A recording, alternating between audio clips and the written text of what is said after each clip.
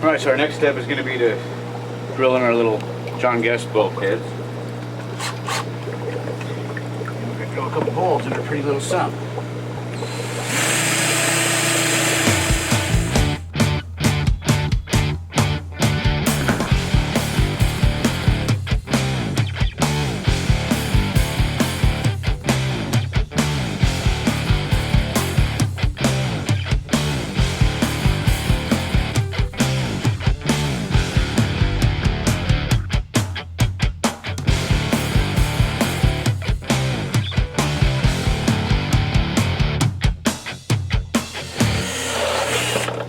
With 2 holes drilled into the acrylic sump to place a pair of small bulkheads into,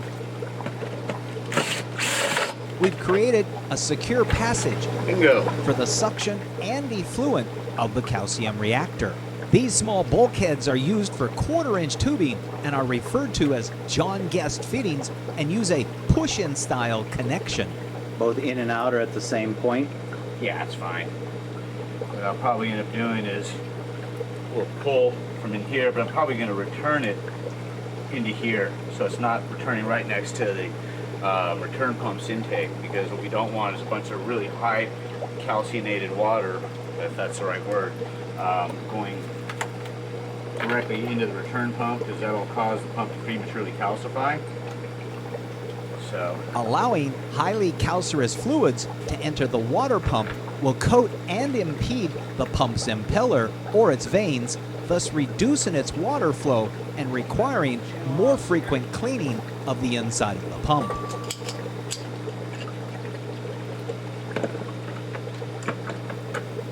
We've used the John Guest style fittings for all of the slight flow applications, such as the calcium reactor and the ATO top-off systems.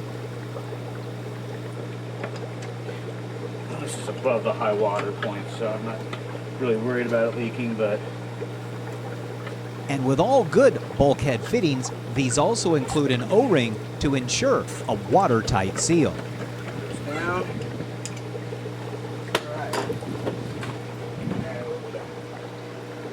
Tubing in here for the grip. Let's see, we'll have our intake will be We're also using a semi-rigid plastic tubing.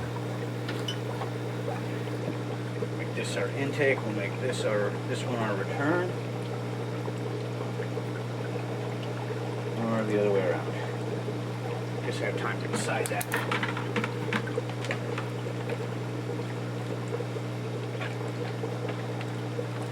That last space for out. So we'll have the drain. We're not going to submerge the return part, the effluent side, in the water. We want to be able to see the drip rate. That way, if for whatever reason there's a problem and you know there's no flow going down, we can easily spot it. So since the intake on the calcium reactor is over here, we're going to put our return pump or our feed pump for the calcium reactor right here. Looks like our CO2 tank is going to wind up in the back corner over there. I've already gone ahead and programmed outlets in the apex, but what I am going to do is shut those outlets off right now.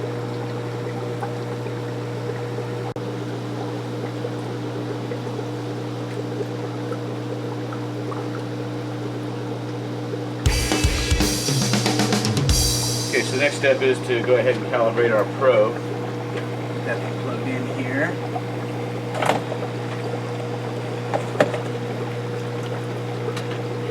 Got our calibration solution sitting in there soaking. We know that's a tank temp. Now, typically for a tank, for measuring the pH of the tank, you're going to use a higher range of calibration solution, since our tanks are typically, you know, the 8 plus pH range. But the calcium reactor, because we're going for a lower pH range, we use a lower calibration solution. So typically in the tank you'd use pH 7 and pH 10 for your calibration solution. So you're within that range. And the calcium reactor we're running in the mid 6s, so we're going to use pH 4 and pH 7 calibration solutions, which is what we've got sitting here in the sump. We're going to calibrate this through Apex Fusion here. So we'll just click on our automatic calibration here. Continue. Oops. So we're doing low range. Done. Select pH 4. Get our little scissors. Another little trick here when it comes to calibrating is pH solution is sensitive to errors. If it gets more oxygen in it, it'll increase the pH. So what I do is just cut a little corner off the packet, just so there's enough room to get the probe in the bag without exposing a lot of air. Got probe in there. Back into our app. And click next. We've selected pH 4 solution. And we clean Jim's scissors. Look at that, wasn't your phone. I'm kidding. Next. So it's going to do this little thing called settling. Okay. One thing I do like to do is kind of swirl the probe around in there and make sure that there's no bubbles in there. And once it's settled,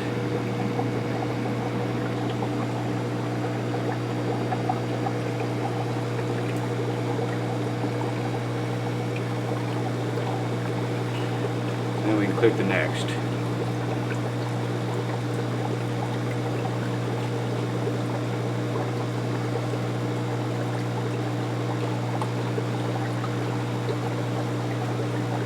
All right. Go next. Now we're going to put it in the pen. I'm not going to discard this just in case there's an issue, calibration, for whatever reason. Like in our case, I'm not on their Wi-Fi network, so Fusion wigs out on me or something since I'm not connected directly to the Apex. The solution hasn't gone all wacky, and I can go back in and recalibrate. So this is our pH 7 now.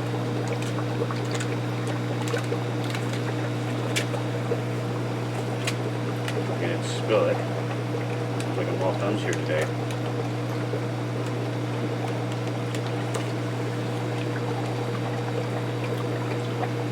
Alright, so we've got 7 in there. Next.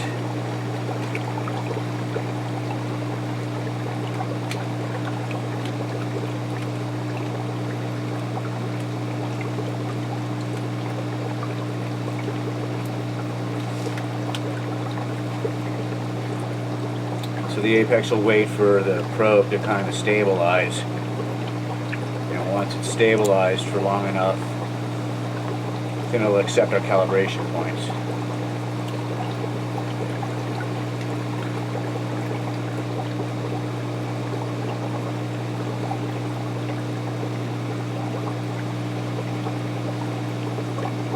Alright. We've completed our calibration. Now, that is done. We can test our calibration by putting it in the solution if I like, which I could do here just for kicks and giggles. Got it in 7 there. Go back to the dashboard here.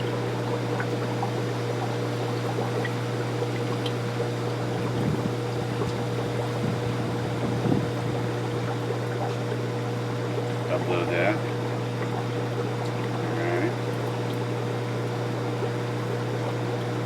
And our pH is reading 7.1, which is close enough for me. I'm sure if I let it sit there for a minute or two, it'll come down.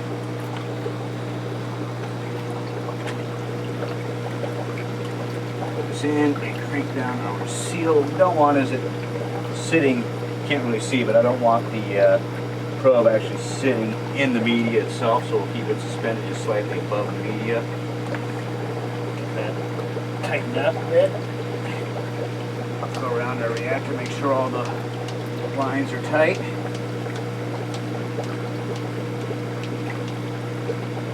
Or all our screws rather are tight.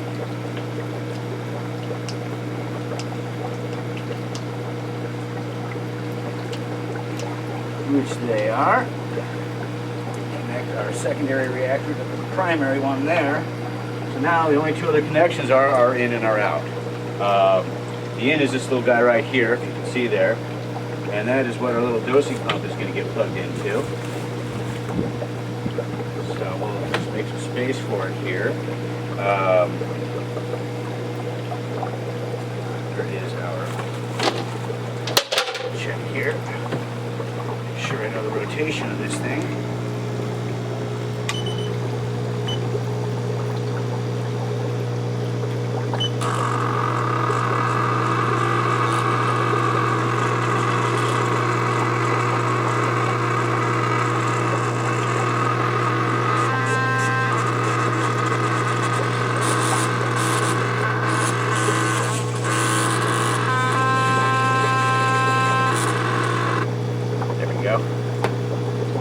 Spastic little pumps. Alright, so the water is going to come in from here and it's going to go out there. I just want to make sure I get my ins and outs right. Now I need to get our lines connected there, so I'll put some tubing in here. And Geo is nice to send plenty of tubing along with their reactors. Need that much tubing on there.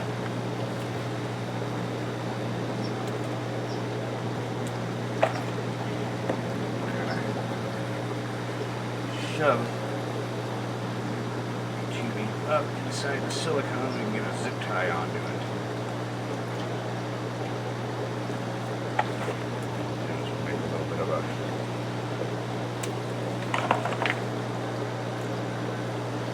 there we go, that helped. Shove that tubing in there a ways.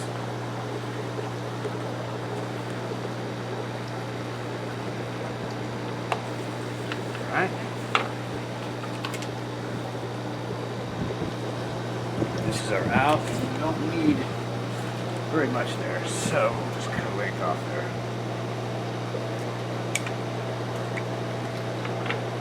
Now the end on this one is going to have to go back to the tank, so we're going to need a longer length of tubing for that.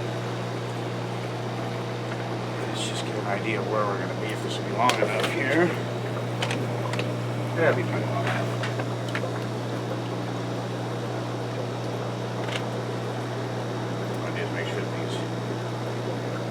Points that aren't too sharp, we don't want it piercing the tubing.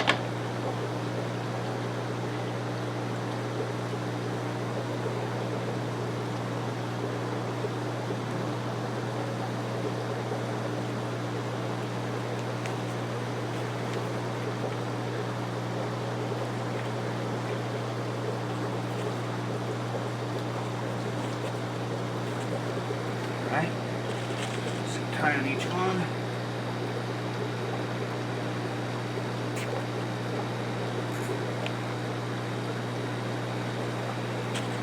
The reactor will never really be under any kind of serious pressure, but using zip ties on these connections is always a good idea.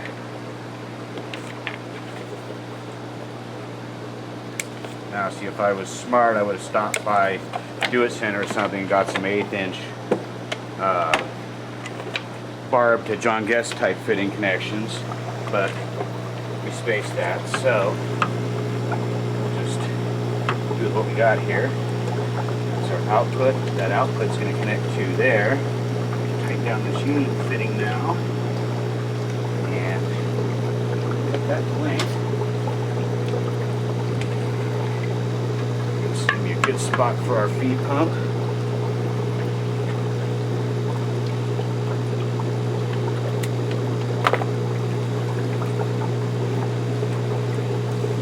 All right. So the next thing we're going to do is we're going to add some little John Guest valves to our connections. Got in here. Got how many of these valves did you bring? 3. Perfect. These will give us the ability to disconnect the pump without getting air in the calcium reactor. So if Jim's got to come in here and work on the chiller or something like that, he could shut the valve and disconnect something and not have to worry about air getting into the calcium reactor. Makes it easier for maintenance and stuff like that.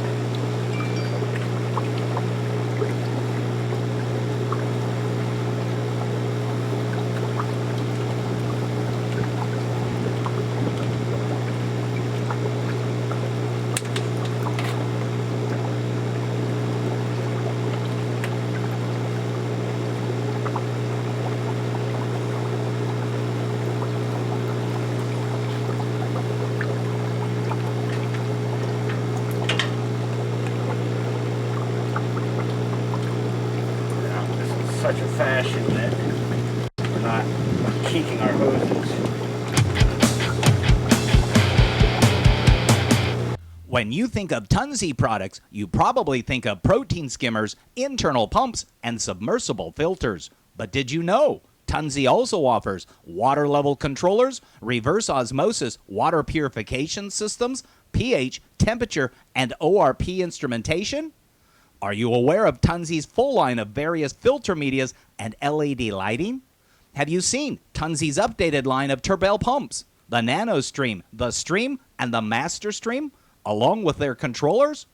In addition to their wide product line, what Tunze in Germany wants you to also see is their technology, their quality, their craftsmanship, and in particular, their people and the pride that goes into every one of their products and its assembly. Tunze, high-tech aquarium ecology. Next time you're near Long Beach, California, take the time to stop in at Age of Aquariums, 2642 Cherry Avenue, just off the 405 freeway near Signal Hill. Age of Aquariums carries a full line of dry goods, supplements, and exotic equipment.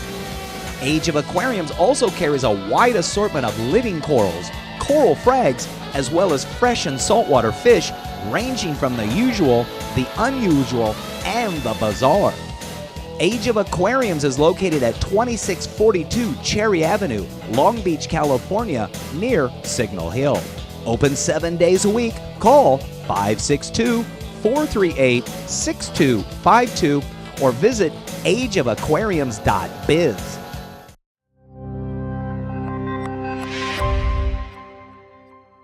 At some point, there comes a time in everyone's professional career where they must move forward. They must embrace that next leap of technology. I've been building and maintaining aquariums for 31 years, and I've always shied away from the latest gadgets, the newest lights, those high-tech fancy controller systems. I didn't get on board initially because I knew they were not long-term field tested. But even later, I still avoided these controllers and monitors because they seemed overly complex, and no surprise, I'm the furthest thing from a techie kind of guy. After now being introduced to the Apex system by Scott, I realized that 2016 was the year for me to have my electric moment. So what changed? Neptune Systems has been creating aquarium monitoring and controlling systems for nearly 18 years. So they've been around for a long time. But over the last few years, they snuck up on me and created a system to monitor your aquarium from anywhere in the world and control all the devices without having to be an electrical engineer. Okay, so you've got my attention now. The system is called Apex, and the cloud-based software it comes with is called Apex Fusion. Apex Fusion is the recent improvement that has made it so super simple. Using the step-by-step Get Started guide, the Apex was easy to install and get connected up to their Apex Fusion cloud-based control. In only a matter of minutes, I got the basics going and could monitor all the tank's vital signs: temperature, pH, ORP, salinity, water levels, leaks, and tons more from anywhere in the world. It'll even send me text messages. That 24/7 monitoring is key because it's the insurance policy against the top failures that will destroy not only your livestock, but your ultimate enjoyment of the aquarium hobby as well. If that alone was not enough, the Apex is the Swiss Army knife for your tank. It can control many different aspects of the aquarium that often require many discrete pieces of equipment. This can save tons of money, from pump control to dawn to dusk dimming of lights to dosing control. It does it all. My revelation for 2016? I think the Apex is a key component of a successful aquarium. And remember, if I say it's easy to set up and use, that says it all.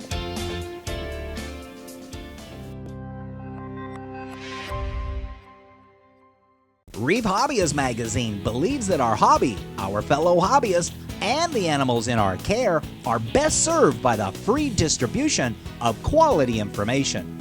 Reef Hobbyist magazine provides hobbyists with critical husbandry information with an emphasis on marine ornamental breeding efforts. Reef Hobbyist magazine is available for free in local fish stores across the country, or you can subscribe at www.reefhobbyistmagazine.com.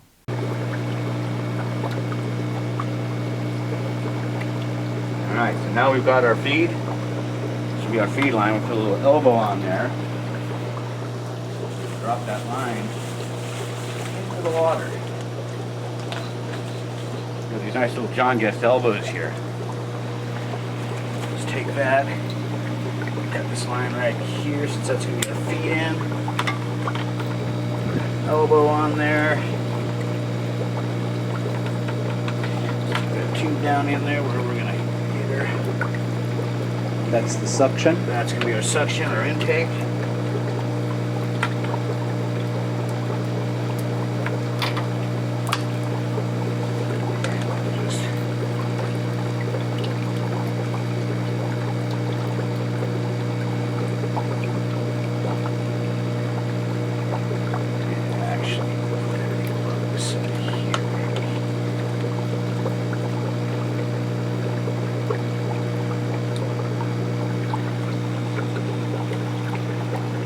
Alright, so now we got our intake side.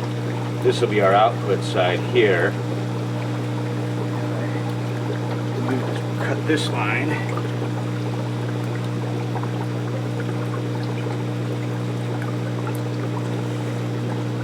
Right there. Another little elbow on there.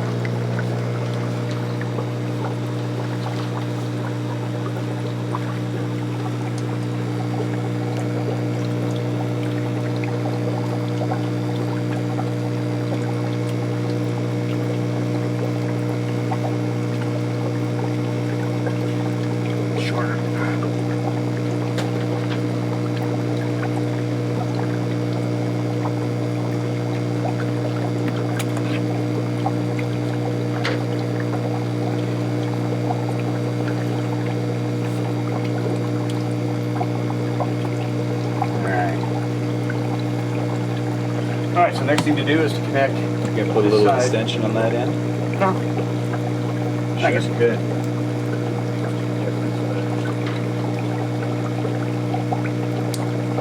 Be able to see the drip rate coming out of it.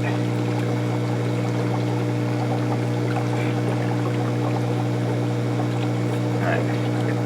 Got a little extension on there. Alright, so next thing to do is to connect the return side of our reactor there over to here. Take tubing, the output on the reactor, go into the lid, and to come over this way. Put a little valve in there.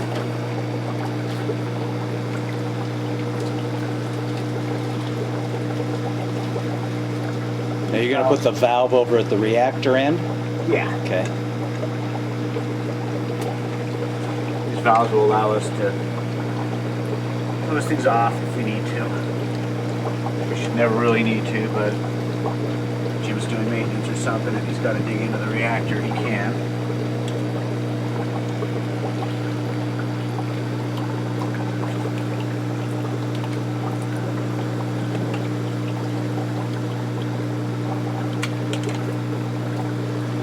Watch yourself, be careful with scissors. You might cut yourself.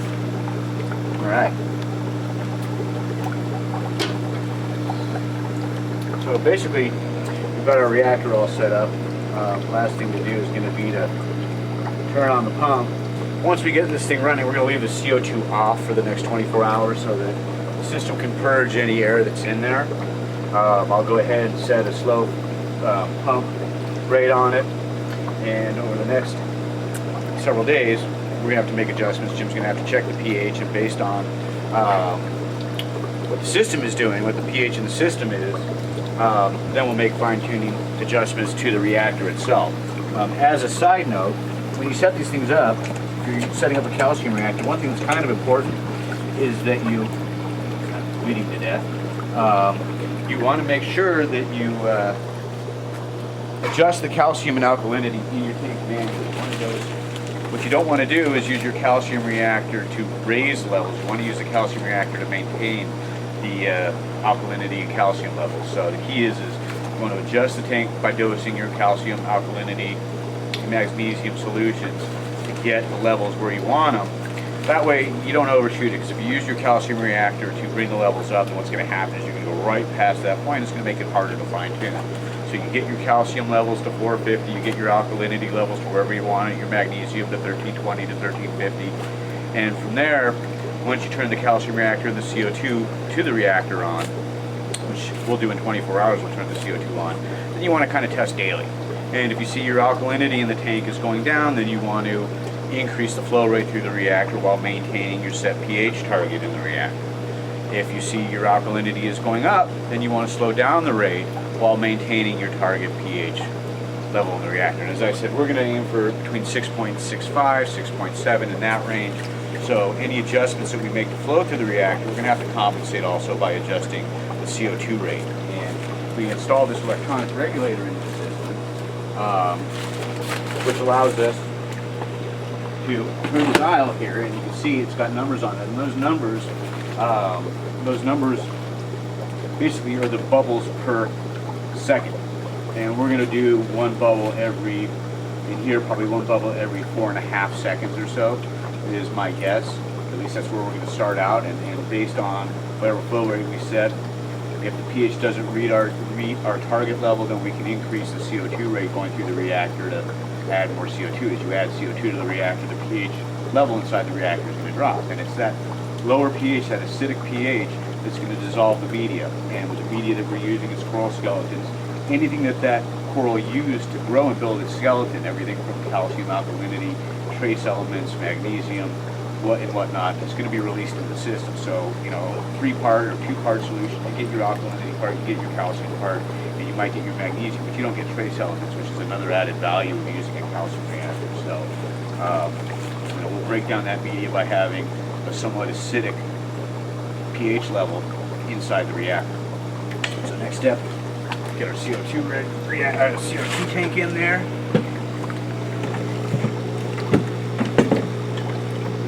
Very tight fit.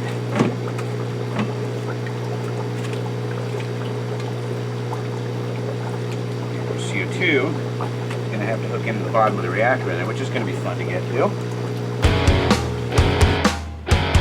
So just a little inventory of Fishguys in the tank. Obviously there's a flame angel, there's a lemon peel angel, there is a rusty angel inside the tank, there's a pair of high fin cardinal fish, and there's a school of Anthias, Squimpominus. I believe there are 11 females and 1 male in there.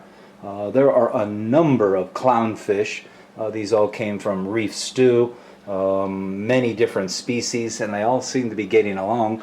Bangai cardinals and a number of pajama cardinal fish inside there, as well as some yellowfin wrasses. The only 2 that I've really had any real success with.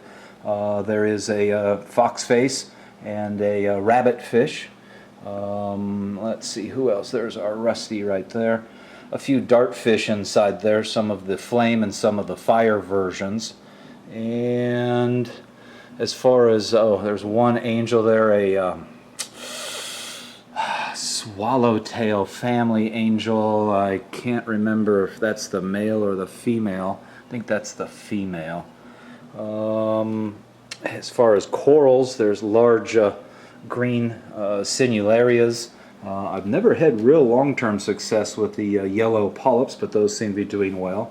Cult coral, torch coral, there are some hammer corals in there, some more finger corals, toadstool corals. As I pointed out earlier, there is a Montipora capricornis that has rebounded significantly. And then down here at the bottom are some toadstool corals. One of her questions, the owner of the tank, is will those toadstools do better? And my assumption is, based on the fact that we have low alkalinity and low calcium, that the corals will rebound. In particular, I'm expecting the hammer corals, and we're actually going to step into the SPS or staghorn realm. There's a few SPS corals back there that have hung in there, and you can see that they've grown significantly at the base there. So overall, fish-wise, we're doing extremely well, and coral-wise, we're expecting to do better. So that being the case, let's go out and see where Scott is on finishing up the calcium reactor installation.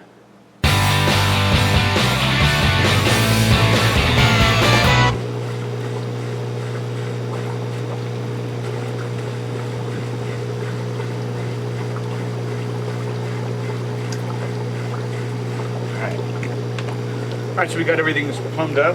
Make sure all our valves are open. The next thing to do is going to be to fire up the our little peristaltic pump here. So route our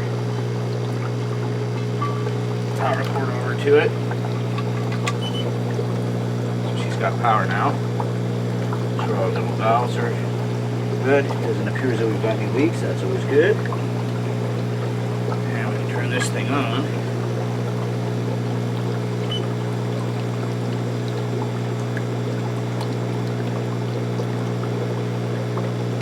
Water going through it. We'll crank this thing up here for a minute. And before long, should start getting some flow out of there. Some time to prime and while we get the air bubbles out of the system. So we'll just crank that thing up to full speed here.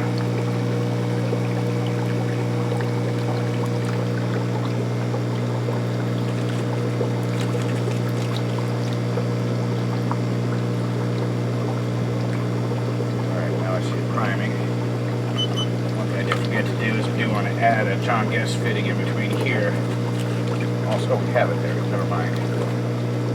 That in, out. Oh, this one here. One more valve in here.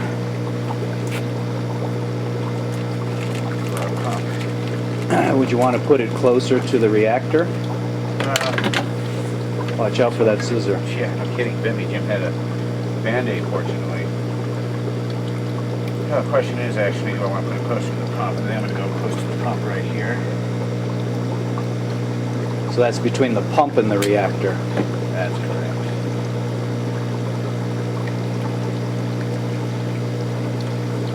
Actually, it's between the pump and the feed source. So now we can turn this back on. Just priming our system.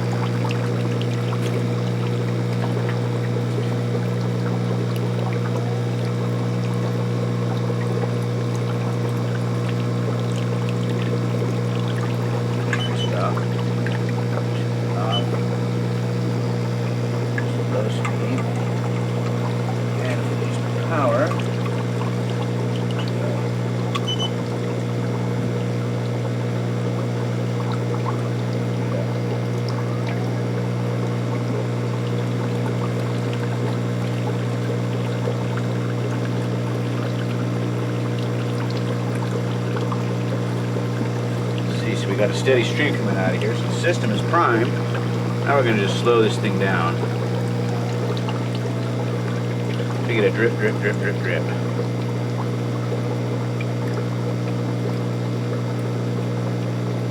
So you can see with the turn of a dial, by slowing or speeding up the pump, we can change the flow rate going through the reactor.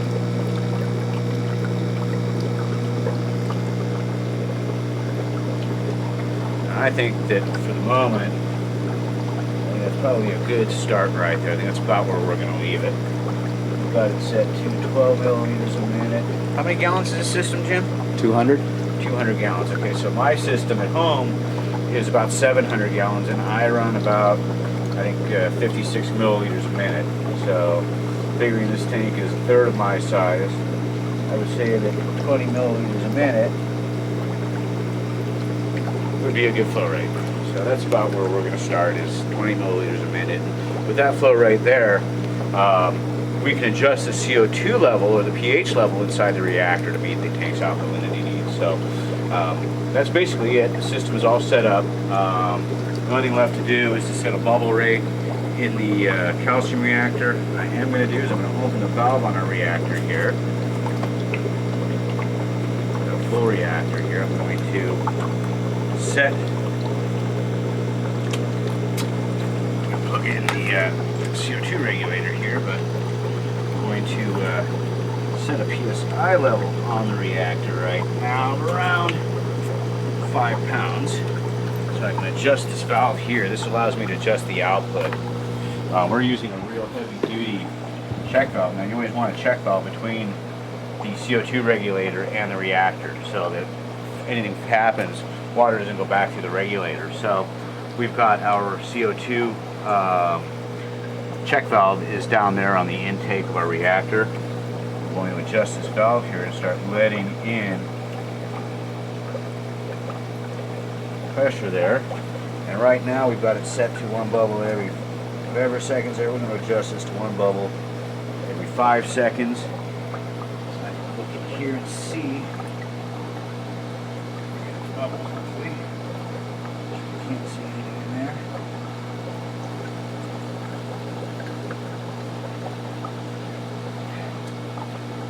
Water inside. Alright, well, we've got our regulator set anyhow, and since this has got to run overnight, I need to go ahead and turn our CO2 regulator off. We're not going to run any CO2 tonight for the next 24 hours, because again, as I said earlier, we want to purge any air that might be in there out. So now I've shut the CO2 off, and that thing is shut off. Good. Alright. So that basically is it. We've got everything all set up now. Appears as though there's no leaks. That's always a good sign. The CO2 tank is in there. At some point, this customer had a smaller shed here. And as you can see, they added on to it to make room for the calcium reactor. There was some talk of them actually building a whole new shed, and that's ripping the sump and everything out and redoing everything. And fortunately for me, I don't know about Jim, but fortunately for me, that turned out to not be the case. They actually added on to the shed to make room for the calcium reactor, and I'm kind of happy about that myself, because I wasn't looking forward to the prospect of ripping everything out of here. But nonetheless, we've now got our reactor all set up. Our feed pump is feeding the reactor as it should. The only thing left to do is turn on the circulation pump, which I will plug in now.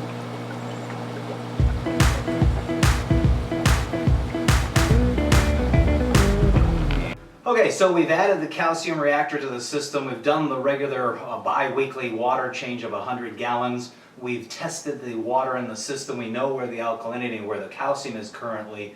Scott's going to fire up the CO2 aspects of the calcium reactor probably tomorrow, and then over the course of the next 4 or 5 days I'll come out and test. But I expect to be able to see a rise in alkalinity as well as a rise in calcium.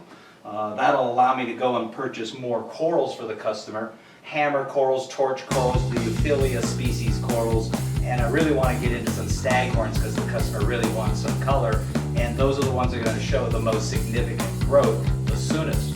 So with that in mind, always keep moving forward.